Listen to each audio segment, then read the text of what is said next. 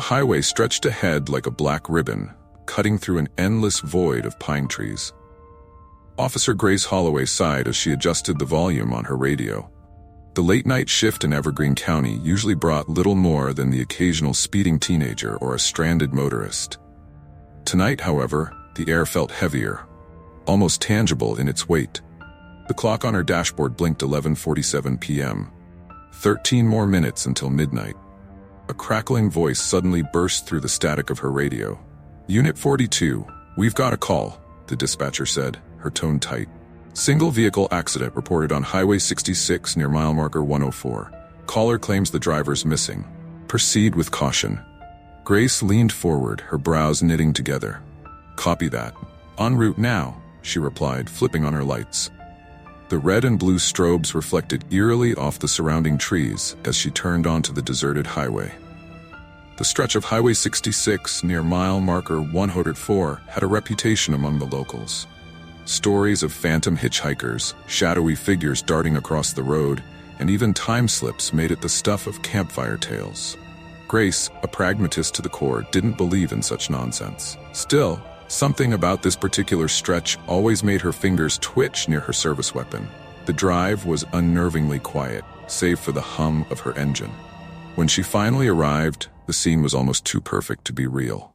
A vintage Chevy Impala sat skewed at an odd angle, its front end buried in a ditch. The driver's door hung open, swinging gently as if inviting someone, or something, to step inside. Grace grabbed her flashlight and stepped out into the chilled night air. The beam of light swept across the wreck. There was no blood, no signs of a struggle, just an empty car and the faint smell of gasoline. She keyed her shoulder mic. "Dispatch, this is Unit 42. I've arrived on the scene. Vehicle appears unoccupied. Initiating search for the driver." The woods loomed like a wall of ink, the kind that seemed to swallow sound and light alike. Grace's boots crunched on the gravel as she scanned the area. Her breath puffed out in small white clouds. The beam of her flashlight caught something snagged on a nearby branch, a scrap of red fabric. She frowned, moving closer. "Hello," she called into the darkness. Her voice echoed strangely, as if the forest were a hollow shell. No response. She reached out and grabbed the fabric. It was soft, almost velvety, and unsettlingly clean. Then, she heard it, a faint whisper. It wasn't the kind of sound you hear with your ears, but something that seemed to slip directly into your mind. She froze, straining to listen. The whisper grew louder, a guttural murmur just beyond the tree line. Her pulse quickened, and she instinctively unholstered her weapon. "Who's there?" she demanded, the flashlight beam trembling slightly in her hand. The whisper stopped abruptly, replaced by the distant sound of a car engine revving. Grace spun around, her light darting back toward the wrecked Impala. The headlights blinked on, piercing through the dark like twin suns. She took a step back, her heart slamming in her chest. "This is Officer Holloway. Identify yourself."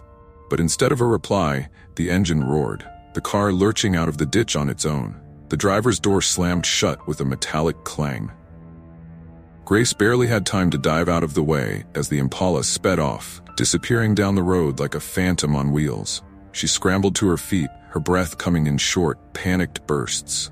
Her radio crackled again. "Unit 42, what's your status?" the dispatcher asked. Grace's voice shook as she keyed the mic. "Dispatch. The car just drove off on its own."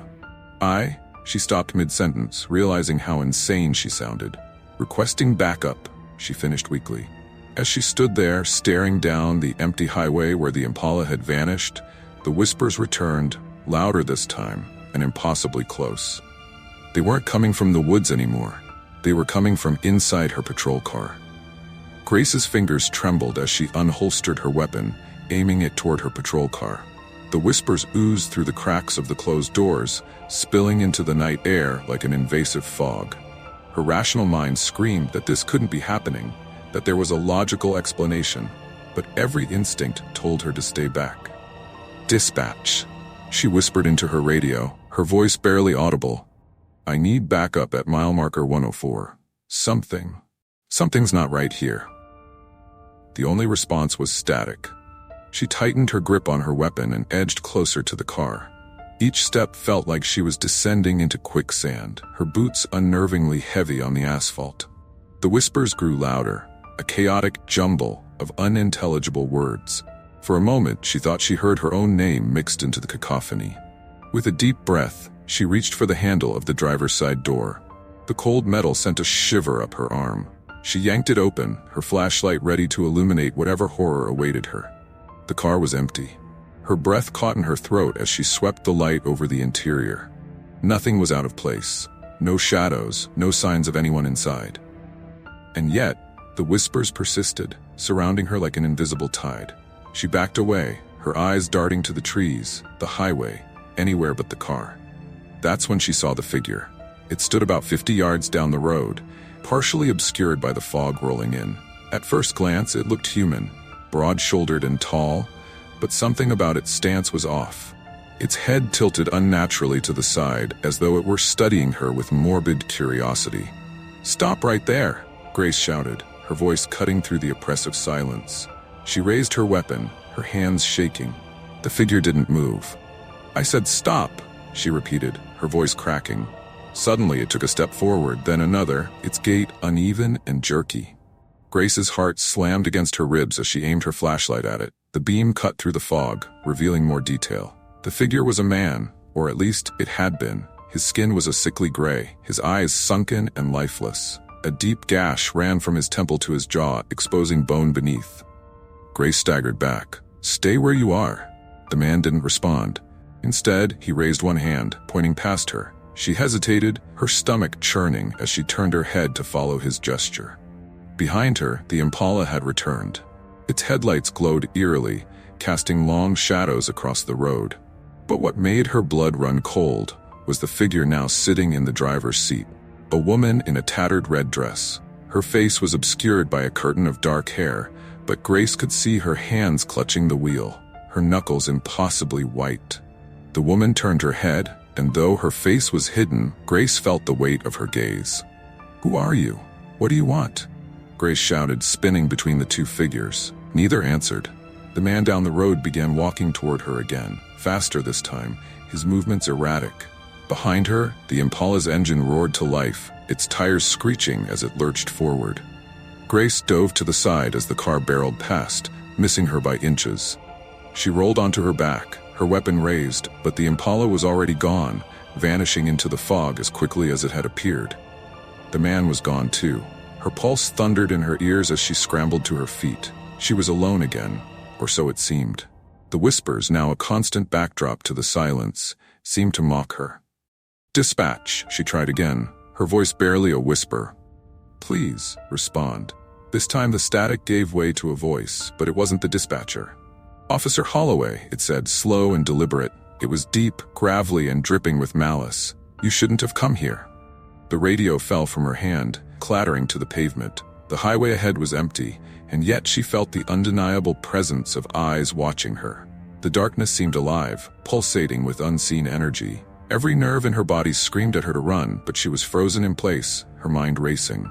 Then, she heard it. The crunch of gravel directly behind her. Grace spun around, her flashlight beam cutting through the fog. The crunching sound stopped, leaving only the whispers that had now evolved into a droning chant. Her weapon was drawn, her knuckles white around the grip. "Show yourself," she demanded, though her voice betrayed her terror. The fog parted just enough to reveal a new figure standing a mere 10 feet away. It was a young boy, no older than 10, dressed in outdated clothes, a white button-down shirt and suspenders stained with something dark. His eyes were wide and vacant, as though he was staring through her. "You shouldn't be here," the boy said, his voice eerily calm. "Kid, are you lost?" Grace asked, lowering her weapon slightly. Her instinct to protect briefly overcame her fear. The boy tilted his head, mimicking the unnatural motion of the man she had seen earlier. "It's too late now. She's awake." "Who's awake?" Grace demanded, her flashlight trembling as she took a cautious step forward. The boy pointed toward the woods, his small hand shaking as he did. "The woman in red. She doesn't like visitors." A chill ran down Grace's spine. The whispers grew louder, their tone almost mocking her hesitation. She blinked and the boy was gone. Panic clawed at her throat as she scanned her surroundings. She was alone again, or so it seemed. A sudden, high-pitched scream tore through the night. coming from deep within the forest.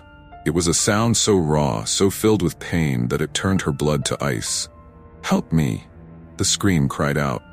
Without thinking, Grace bolted toward the tree line, her flashlight cutting through the dense fog. Branches snagged at her uniform, the scent of damp earth and decay filling her nostrils. The scream echoed again, drawing her deeper into the woods. "Where are you?" she shouted, her voice breaking. She broke into a small clearing and froze. In the center stood an old well, its stones crumbling with age. The scream had stopped, replaced by a deafening silence. Grace approached cautiously, her flashlight illuminating the gaping darkness within the well. "Help me," the voice came again, but this time it wasn't distant. It was coming from the well itself. Grace hesitated, her stomach churning as she leaned over the edge. The beam of her flashlight barely penetrated the inky blackness below. For a moment, all she could hear was her own labored breathing. Then, something moved. A hand shot up from the darkness, pale and clawed, grabbing the edge of the well with impossible strength. Grace stumbled backward, her heart pounding as a figure began to pull itself up. It was the woman in red. Her hair hung in wet, tangled strands, and her face was a ghastly mask of rot and decay. Blackened teeth peeked out from her grin, and her hollow eyes seemed to bore directly into Grace's soul. "You shouldn't have come," the woman rasped, her voice a guttural growl. Grace raised her weapon, her finger trembling on the trigger. "Stay back!" The woman climbed fully out of the well, her movements jerky and unnatural. Her tattered dress clung to her skeletal frame, the fabric dripping with what looked like thick, black tar. "Leave!" the woman shrieked, her voice splitting the air like a thunderclap. Grace fired. The gunshot echoed through the trees, but the woman didn't flinch. The bullet seemed to pass through her, disappearing into the darkness beyond. The woman raised a bony hand, pointing directly at Grace. A force like a tidal wave slammed into her, sending her flying backward. She hit the ground hard, her flashlight skittering away into the underbrush. Pain shot through her body as she scrambled to her feet, only to find the woman standing directly in front of her. "You can't escape," the woman hissed, her breath cold against Grace's skin. Desperation overtook her as Grace stumbled back toward the highway. The whispers returned, deafening now, overlapping into a symphony of torment.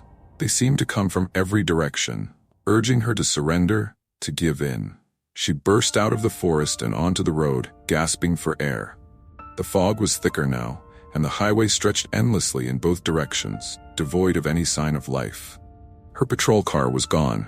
A low rumble reached her ears, and she turned just in time to see headlights piercing through the fog. The Impala was back, speeding straight toward her. The Impala raced toward Grace with terrifying speed, its headlights glaring like twin suns in the oppressive fog. She dove to the side, her body hitting the cold asphalt with a brutal thud.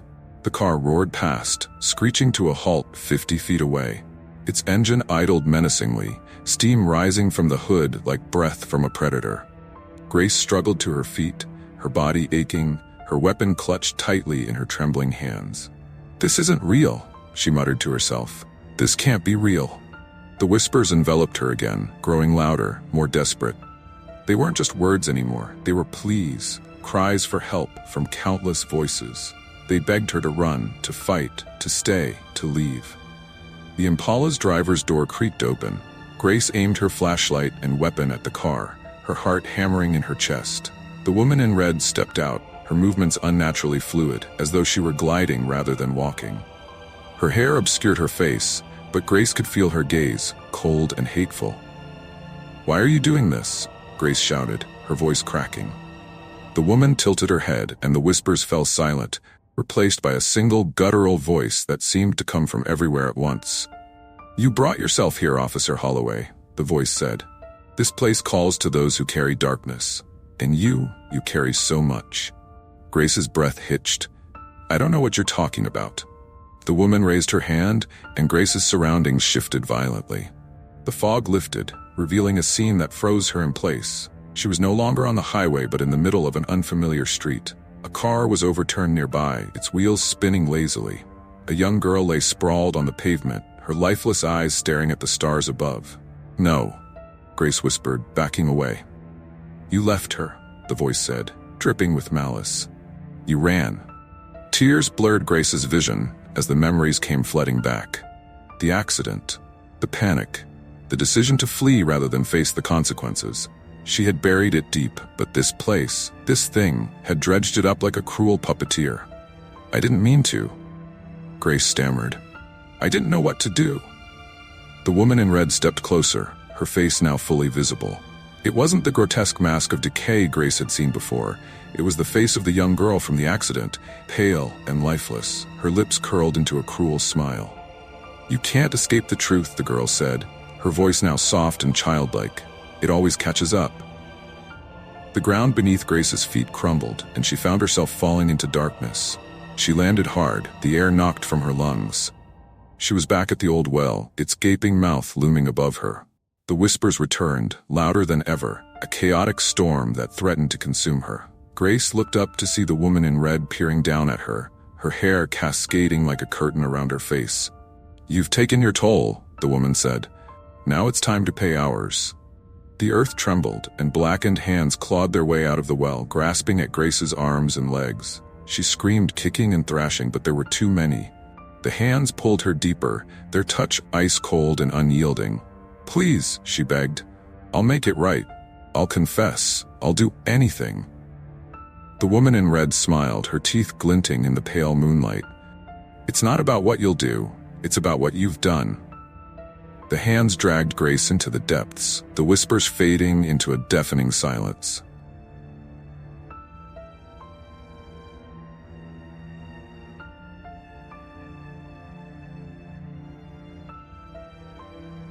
The moon hung like a pale specter over the highway, its light barely breaking through the encroaching fog.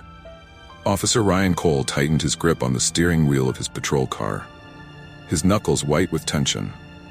He'd drawn the short straw tonight. Another shift, patrolling Route 66's forgotten stretch, where the highway slithered through dense woods and shadowy valleys.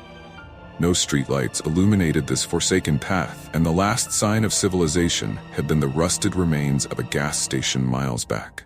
"Dispatch, this is Unit 31, Ryan said into his radio, his voice calm despite the anxiety pooling in his chest. "Checking in, all clear so far." Static crackled in response, followed by the dispatcher's voice, clipped and static-ridden.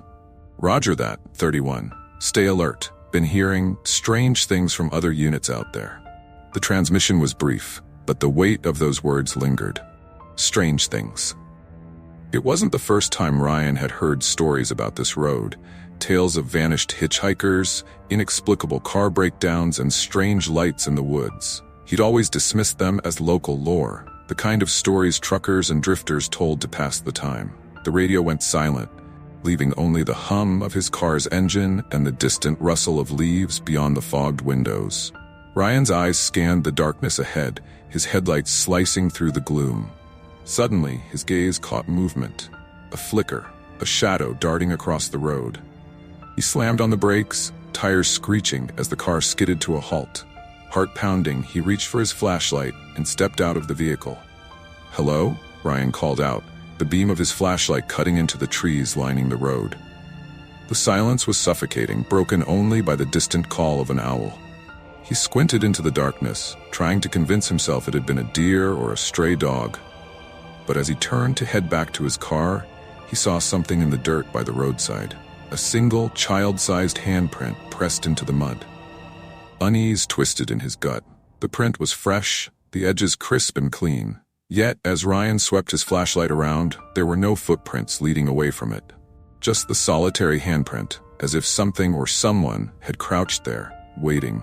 He instinctively reached for his sidearm, his other hand gripping the flashlight tighter. He stood frozen for a moment, listening intently.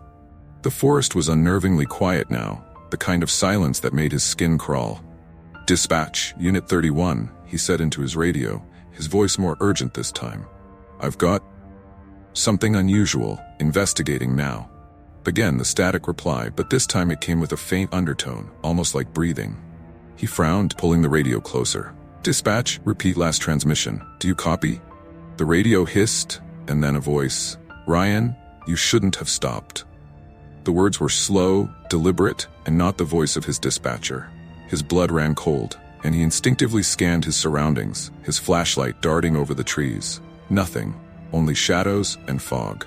Swallowing hard, Ryan climbed back into his car and locked the doors. His pulse thundered in his ears as he shifted the car into drive. He wasn't sure what he'd seen or heard, but he wasn't about to linger. The road stretched ahead, a yawning void of asphalt and mist. But as he accelerated, something appeared in his rearview mirror. A figure, pale and still, standing in the middle of the road behind him. Its face was indistinct, blurred as though it didn't belong. Ryan's breath hitched, and when he glanced back again, it was gone. Yet the feeling of being watched clung to him, tightening around his chest like a vice. He didn't know it yet, but this was only the beginning. Ryan couldn't shake the feeling of dread that clung to him like a second skin. His palms were slick with sweat as he tightened his grip on the steering wheel. The radio remained eerily silent, the occasional crackle only amplifying the oppressive quiet. He flicked his eyes to the rearview mirror again. Nothing. Just the thick fog swallowing the road behind him. Yet, the memory of the figure burned in his mind. "Get it together, Cole," he muttered to himself, trying to sound more confident than he felt. His voice seemed too loud in the confined space of the car. He fumbled for the coffee in his cup holder, the lukewarm liquid doing little to steady his nerves. As he took another shaky sip, his headlights illuminated something ahead. A car, stranded on the shoulder, hazard lights flashing faintly through the mist. "Finally something normal," he murmured, pulling over behind the vehicle. The car was old, its paint faded and chipped. A bumper sticker on the back read, "My other car is a broomstick," which made him chuckle despite himself. He grabbed his flashlight and stepped out, scanning the car's interior through the windows. It was empty. "Hello? Anyone here?" he called out, his voice echoing in the void. No response. He approached the car cautiously, shining his flashlight inside. The front seats were littered with crumpled fast food wrappers and a map sprawled open on the passenger side. The map was marked with strange symbols, circles, and lines scrawled in red ink, but Ryan didn't have time to decipher them. A noise behind him made him whirl around, his heart leaping into his throat. It was faint, like the sound of someone breathing, labored and raspy. The beam of his flashlight danced over the trees, searching for the source. "If someone's out there, this isn't funny," Ryan said, his voice steady despite the fear gnawing at him. He took a few steps toward the woods, the crunch of his boots on gravel unnervingly loud. Then he saw it, a figure standing just beyond the tree line. This time it wasn't a blur or a trick of the light. It was a woman, her face pale and gaunt, eyes wide and unblinking. Her clothes were torn and stained, and her arms hung limply at her sides. She didn't move, didn't speak, just stared at him with a vacant expression that sent chills racing down his spine. "Ma'am, are you all right?" He called out, trying to keep his voice calm. She didn't respond, didn't even blink. He stepped closer, his hand instinctively moving to the grip of his gun. "I'm here to help. Do you need assistance?" Still nothing. And then she smiled, a slow, unnatural curl of her lips that didn't reach her eyes.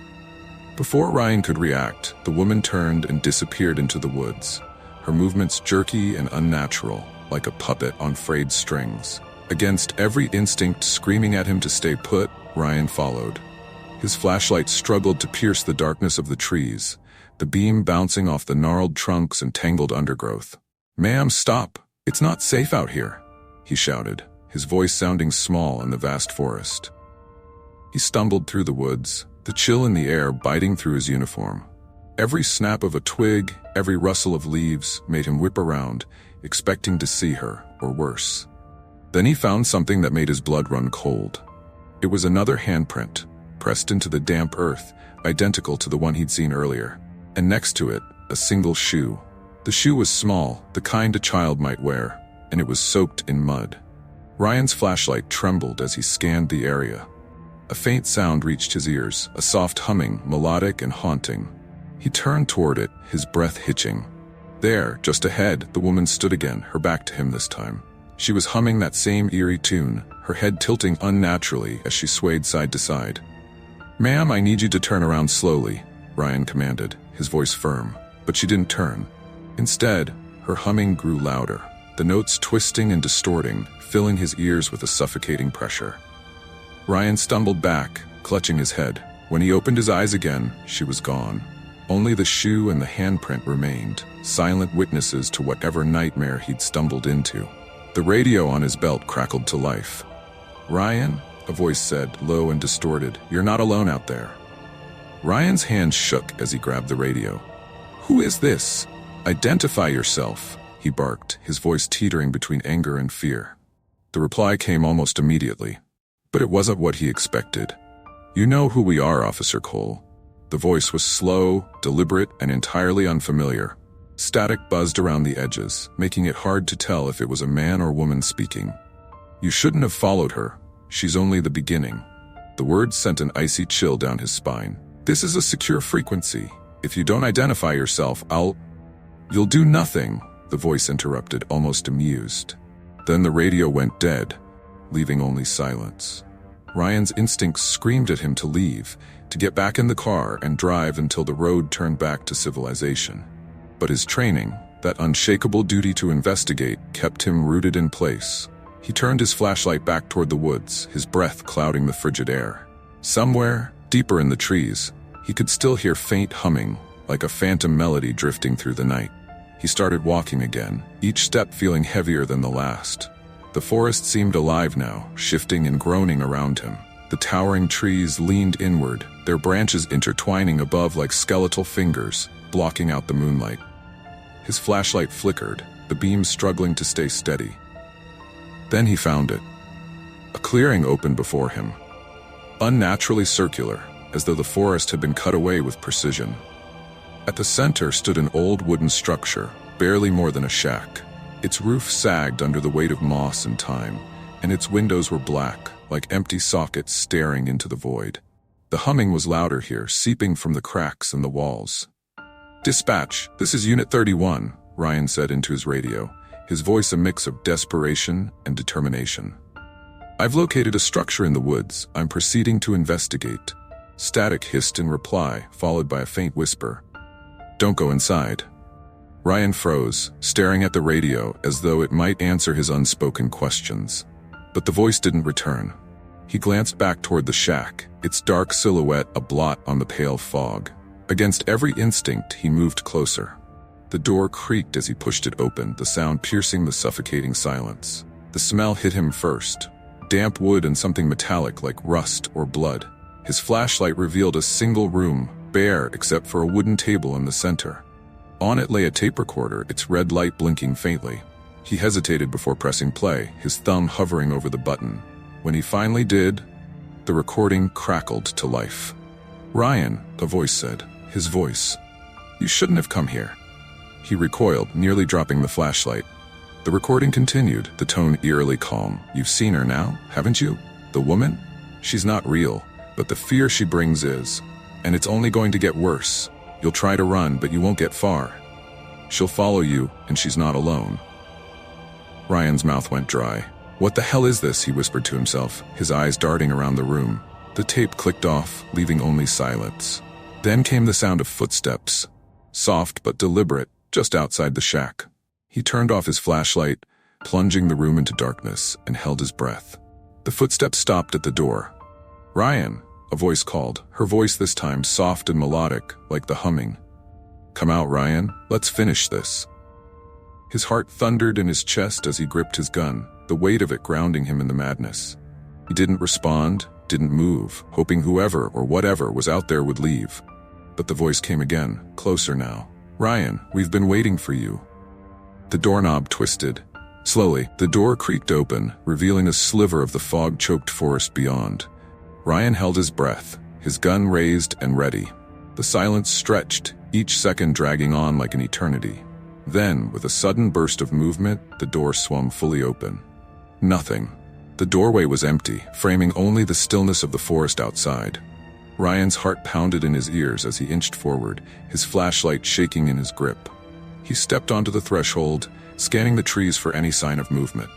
But the forest seemed to hold its breath, waiting. And then he saw her.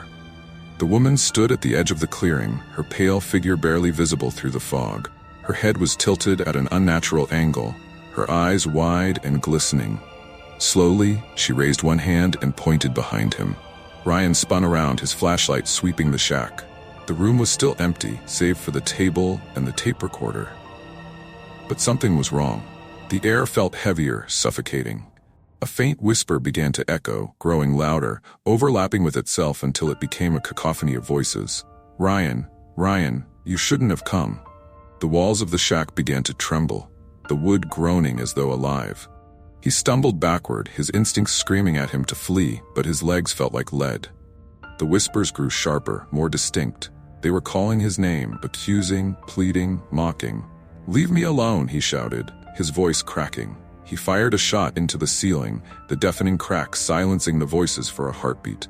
But then they returned, louder, angrier. The woman stepped into the shack, her movements disjointed, as though her joints bent in ways they shouldn't. Her head twisted to face him, and her mouth stretched into that same grotesque smile. "Ryan," she said, her voice layered with the others. "You belong here now." He fired again, but the bullet passed through her as if she were made of smoke. She didn't flinch, didn't stop. The whispers turned into screams, filling every corner of the shack. Ryan stumbled back, tripping over the threshold and landing hard on the forest floor. Scrambling to his feet, he bolted toward his patrol car, the forest seeming to close in around him. The trees stretched taller, their branches reaching for him like claws. The path back to the road seemed endless, twisting and looping in ways it hadn't before.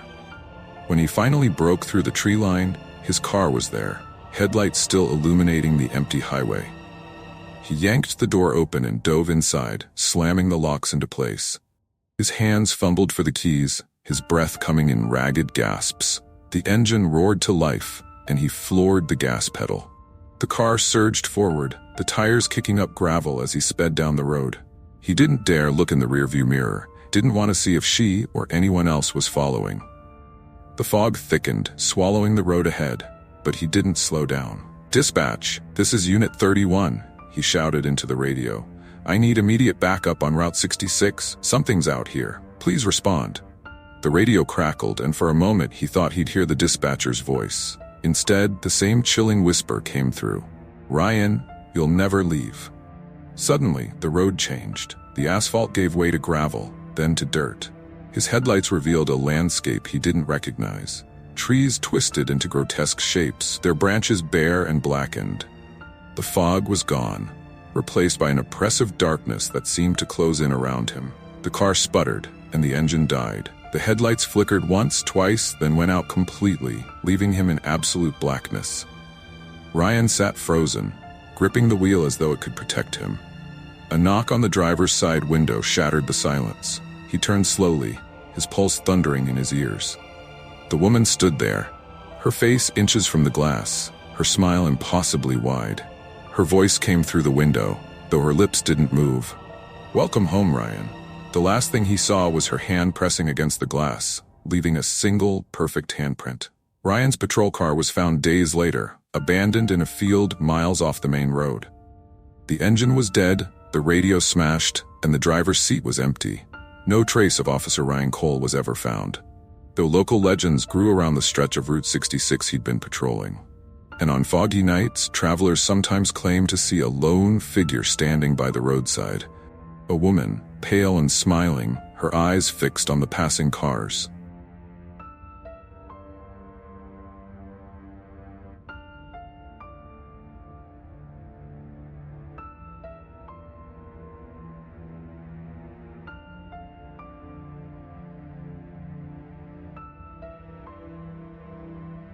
Detective Sarah Hale was no stranger to late-night calls, but the one that came through her phone at 2:47 a.m.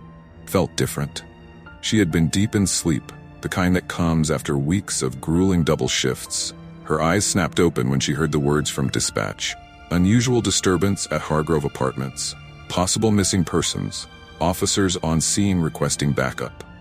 Hargrove Apartments had a reputation. The squat, aging building sat on the edge of downtown, sandwiched between two condemned warehouses. Its residents were a mix of the transient and the troubled. Sarah had been there a handful of times for domestic disputes or petty thefts, but nothing more. Still, something in the dispatcher's voice carried an undercurrent of unease. When she arrived, the building was eerily quiet. A patrol car was parked crookedly in front, its lights flashing but no officers in sight. Sarah grabbed her flashlight and holstered her gun before stepping out of her car. The November air bit at her skin, carrying the faint, metallic tang of rain and something else, something she couldn't quite place. She entered the lobby, a cavernous space lit by a single flickering bulb. A thick layer of grime coated the tiled floor, and the stale odor of mildew hung in the air. 2 officers stood near the elevator, their postures rigid. One of them, Officer Delaney, turned to Sarah with a grim expression. "Detective Hale, you're going to want to see this," he said, his voice low. "What's the situation?" Sarah asked, scanning the room for signs of struggle. "We got a call from a tenant, 3rd floor, about strange noises, banging, crying, stuff like that. When we got here, we couldn't reach the caller. Checked the apartment, completely empty. But then..." Delaney trailed off, glancing at his partner, a younger officer who looked pale and shaken. "But then what?" Sarah pressed, her tone sharp. "We heard noises, voices maybe, but not from the apartment. They're coming from the walls," Delaney said, his voice trembling slightly. Sarah felt a chill creep up her spine. "What do you mean from the walls?" The younger officer interjected, his words tumbling out in a rush. "It's like whispers, detective. Low at first, but they get louder. We thought someone might be trapped in there, but we couldn't find a way in." Sarah frowned and gestured toward the elevator. "Show me." The ride to the 3rd floor was suffocatingly silent, save for the creaks and groans of the ancient elevator. When the door slid open, the hallway ahead stretched into a dim, oppressive corridor. The walls were lined with peeling wallpaper, and the air was heavy, almost damp. Sarah followed the officers to apartment 307, the supposed source of the call.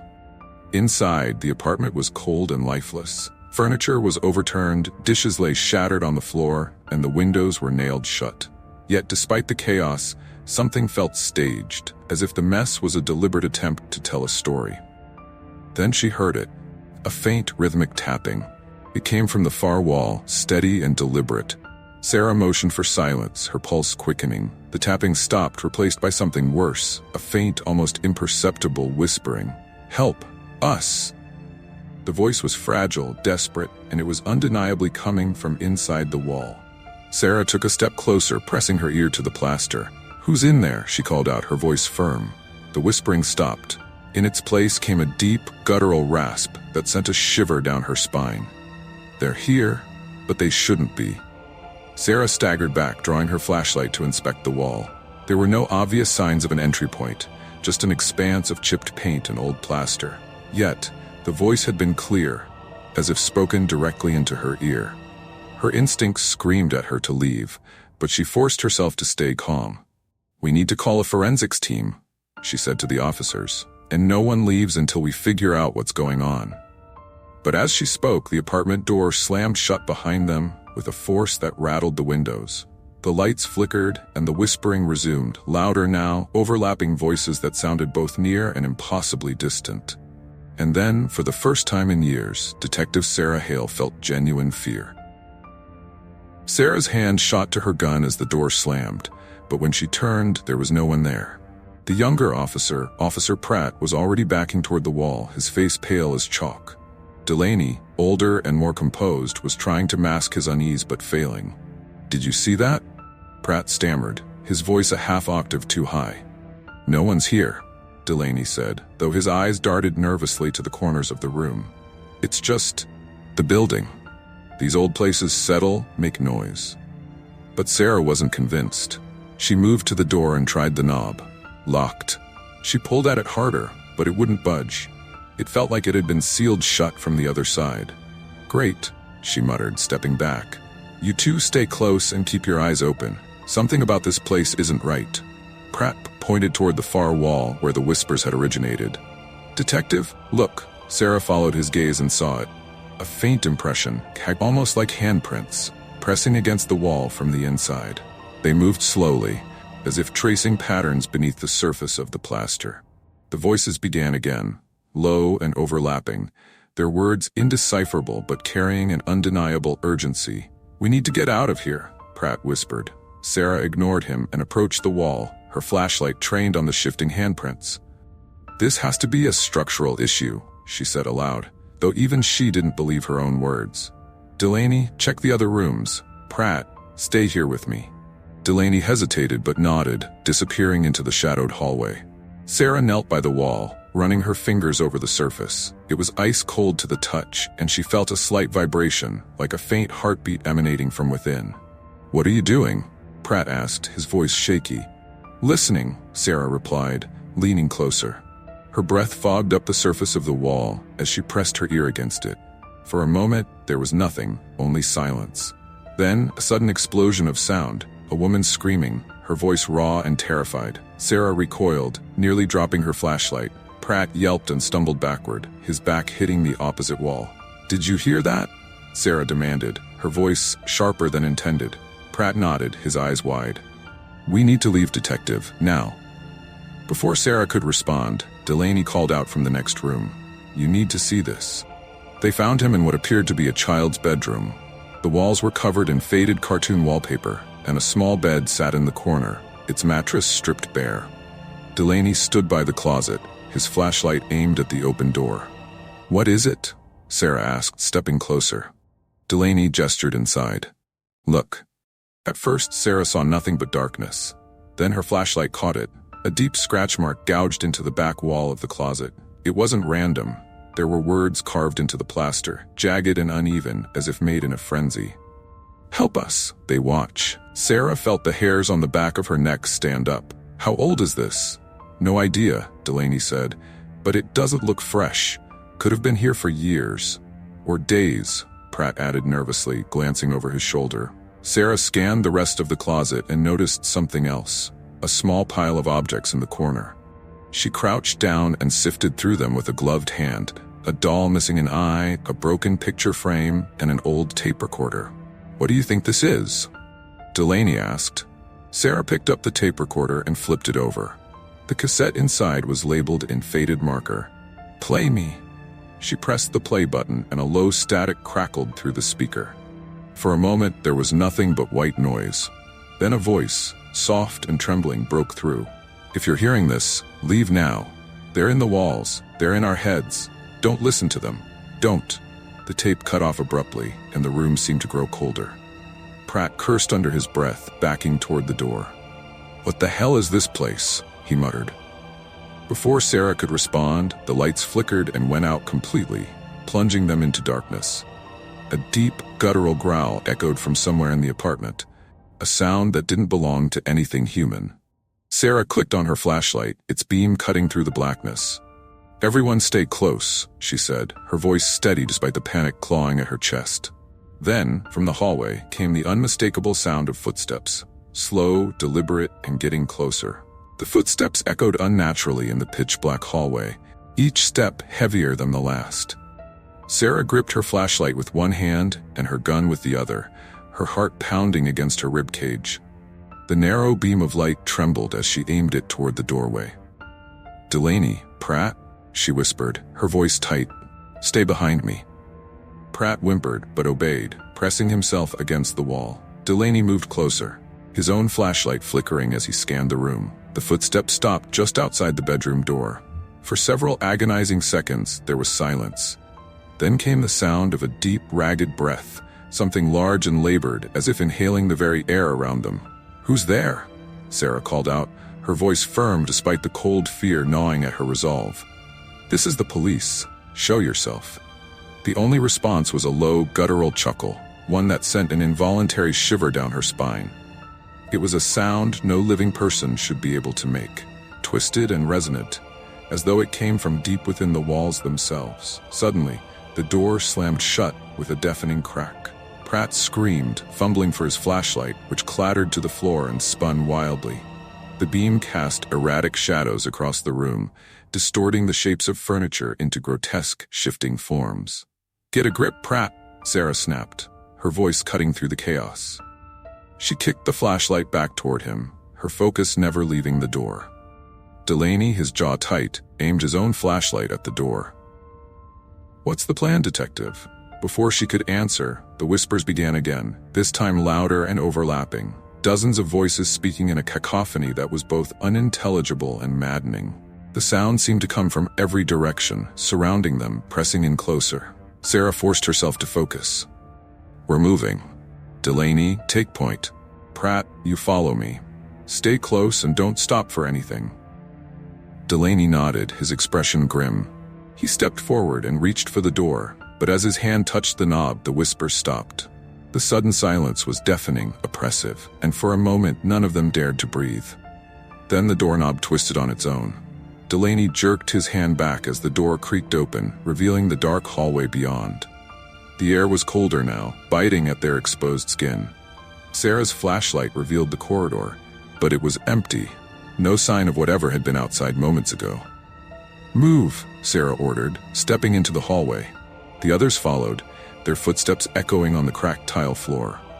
The whispering resumed, softer now but more insidious, like 1,000 secrets being shared just out of earshot.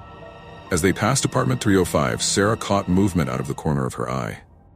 She stopped and turned her flashlight toward the door. For a brief moment, she saw a face in the window, a pale, gaunt figure staring back at her with hollow black eyes.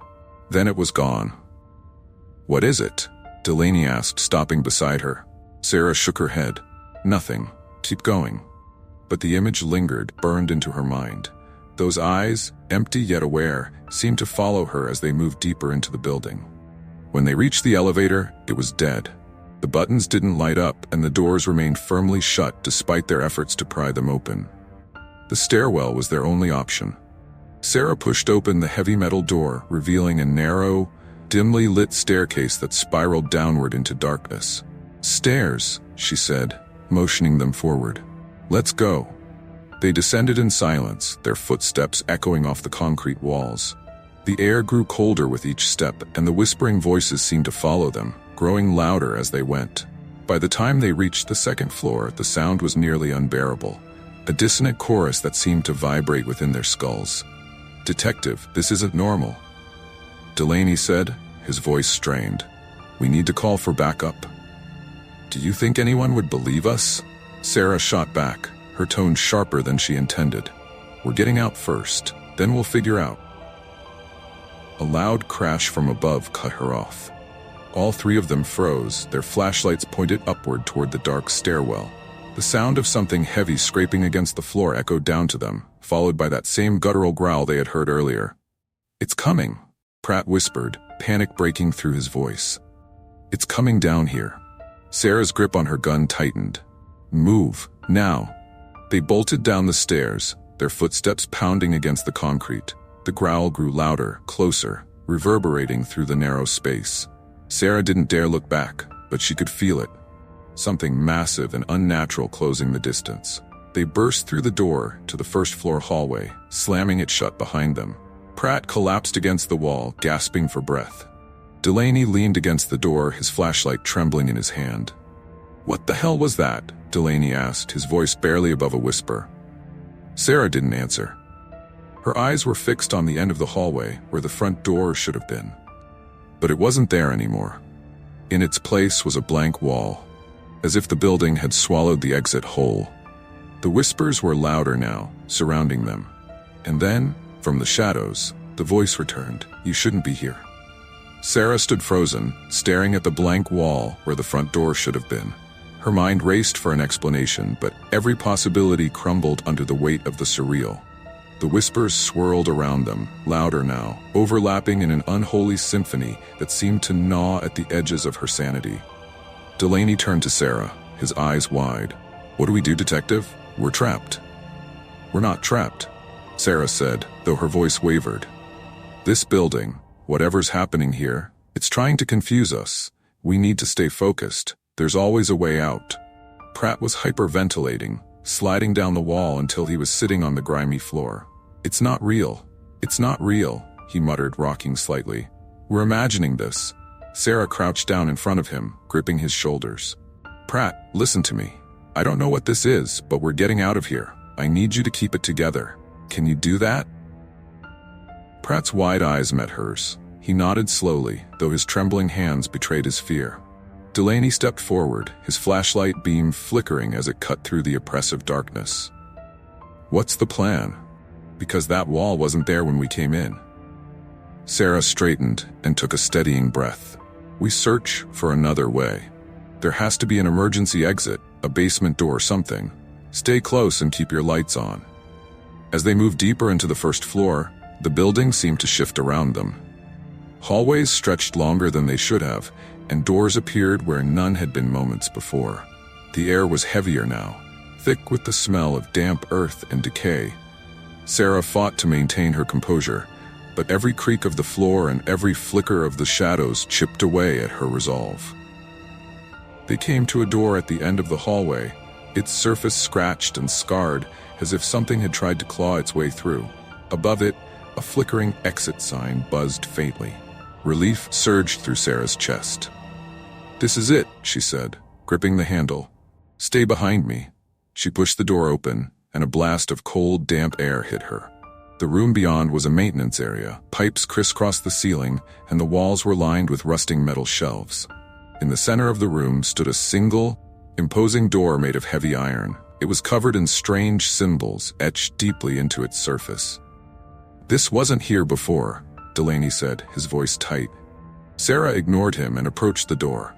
The symbols were crude but deliberate, their meaning unknown. Yet as she stared at them, they seemed to shift, the lines twisting and reforming into shapes she couldn't comprehend. She reached for the handle, but Delaney grabbed her arm. "Wait," he said. What if this is what it wants us to do?" "What other choice do we have?" Sarah snapped, pulling free. "This could be the way out." Pratt spoke up from the doorway, his voice small. "Detective, I don't think we should." A deafening crash interrupted him. The door they had entered through slammed shut, and the whispering crescendoed into a roar. The air vibrated with a low, guttural growl, and the shadows seemed to move with purpose, converging on them. "Sarah!" Delaney shouted, his voice rising above the noise. "Do something." She didn't hesitate. She grabbed the iron door's handle and pulled with all her strength. It groaned on its hinges, opening just enough for a sliver of light to spill through.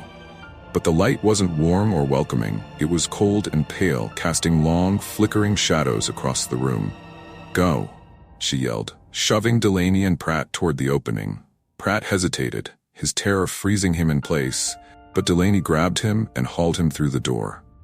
Sarah was right behind them, but as she crossed the threshold, something yanked her backward. She screamed, twisting to see a shadowy figure emerging from the darkness. Its form humanoid but wrong, its limbs too long, its movements jerky and unnatural. "Help me," Sarah shouted, clawing at the floor. Delaney turned back, grabbing her arm and pulling with all his strength. The creature's grip burned like ice, and Sarah felt herself slipping. "Not today," Delaney growled, firing his gun into the shadow. The sound was deafening in the enclosed space, and for a moment the creature recoiled. Sarah seized the chance and scrambled through the door. Delaney slammed it shut behind them, and the symbols on its surface glowed faintly before dimming. The whispers stopped, replaced by an oppressive silence. They were outside. The three of them lay on the damp pavement, gasping for breath. Above them, the night sky was impossibly dark, the stars obscured by thick, churning clouds.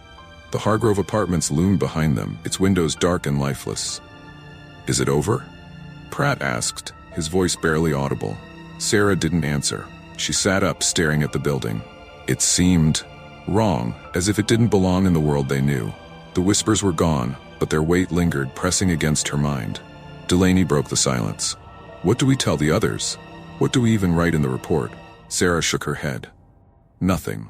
No one would believe us. We file it as a disturbance, nothing more. But we don't go back in there. Ever."